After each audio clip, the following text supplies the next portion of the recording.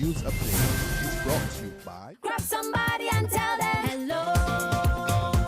Pure happiness will be connect to flow. Smile and cheer because that is we flow. Grab somebody and tell them hello.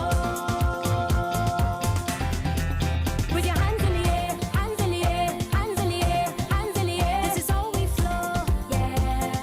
Grab somebody and tell them this is how we flow. Pure happiness will be connect to flow. This is the Barbados Today afternoon news update for Friday, November 20th. Thank you for joining us. I am Maria Williams. Prime Minister Freundel Stuart says he's concerned about the increasing acts of violence and the high levels of indiscipline by school children. But as Barbados prepares to celebrate 49 years of independence, Stuart says he's satisfied with the overall progress the country has made. He was speaking at a news conference yesterday evening. Barbados has many blessings to come, both as a Caribbean country and as a small island developing country in a highly competitive world. Just last year, we were able to remind the world and to remind countries in this hemisphere that we have had parliamentary practice unbroken for 375 years. And that is not a small achievement when you reflect on what has happened to other countries in this hemisphere. We've had parliamentary practice longer than the United States of America, for example, has had congressional practice. We've had parliamentary practice longer than any country in Latin America has had congressional or any other kind of representative practice. And ours has been unbroken. That is no small achievement. The embattled opposition Barbados Labour Party MP for Christchurch West, Dr. Maria Agard, is preparing to face the National Council on Sunday to answer to disciplinary charges. But she may not have to worry about being suspended or expelled from the party. Last week, the National Council summoned Dr. Agard to appear before them on Sunday, November 22nd. But Barbados Today understands that legal minds within and outside of the BLP have been examining the party's constitution in search of the grounds.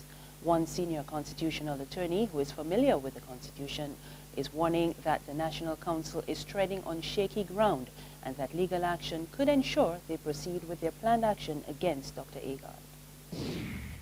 Meanwhile, a former parliamentarian seems to be making his way back into the BLP. Ex-MP for St. Michael West Central, Romell Marshall, could be making a political comeback. Marshall resigned from the party 2 years ago after he was seen canvassing for the ruling Democratic Labour Party against the BLP's Dale Marshall. But speculation is rife that he is seeking to return to the BLP fold. He has not yet confirmed publicly that he is interested, but Marshall pointed out that on 2 previous occasions, the current BLP candidate for Christchurch South, Ralph Thorne, ran on a DLP ticket in St. Michael North. He also recalled that former St. Michael South East representative Delai Bradshaw left the BLP in 1999 to run on a DLP ticket before returning to the BLP fold. Principal of the Cave Hill campus of the University of the West Indies, Professor Eugene Barito, is hailing the work of the late Caribbean intellectual Patrick Emmanuel as an outstanding regional thinker who believed that small states matter. Professor Barito was delivering the 10th memorial lecture in honor of Dr. Emmanuel last night. Emmanuel's scholarship dealt with the examination of the substance of the social, economic, and political realities of Eastern Caribbean countries. He insisted that small size does not mean and must not mean an absence of political complexity or the absence of rigorous analysis.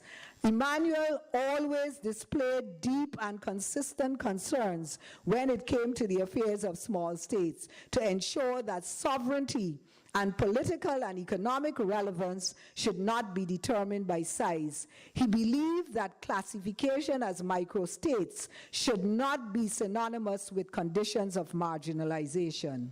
There's regional and international news after this short break. Secure your future, be financially strong. Since 1983, we have been there for you. A smart range of products, great tax benefits.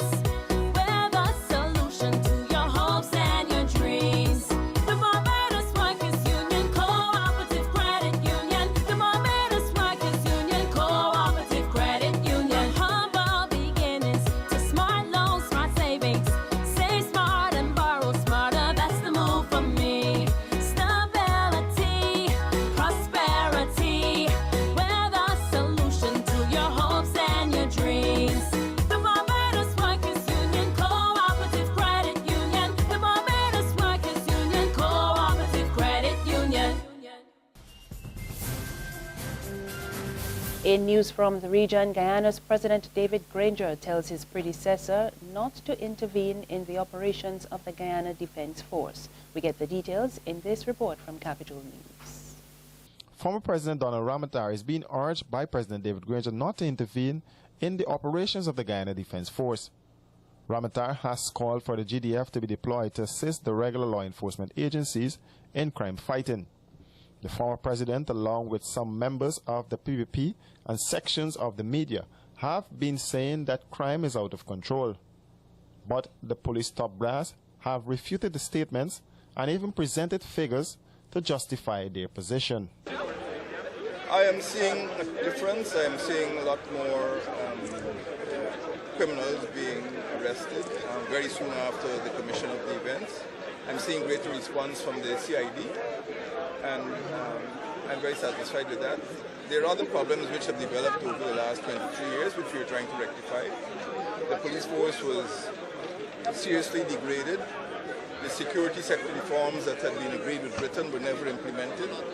And we have inherited a force which is weak, and we're now trying to make it much stronger. We have to put a lot of emphasis on equipment, on training, on ensuring the policemen are well paid and they're well officered and commanded. We're looking at the deployment of more policemen to the hinterland.